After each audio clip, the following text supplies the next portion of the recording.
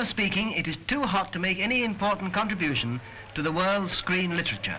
So let's think of hansom cabs and horse buses, and days when life was leisurely and hot weather was only tepid. The hansom cab has just celebrated its centenary.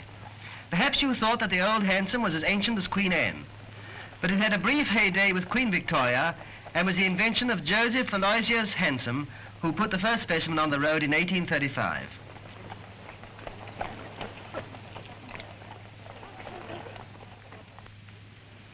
Now, a flash of something very different. Here's a curiosity. Have you ever seen a badger outside the zoo? Don't confuse him with the skunk.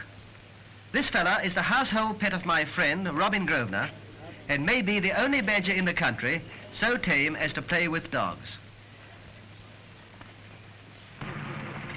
Safety first, hint number 4. Directed to errand boys. Keep your mind on your job and don't imitate daring young men of the circus.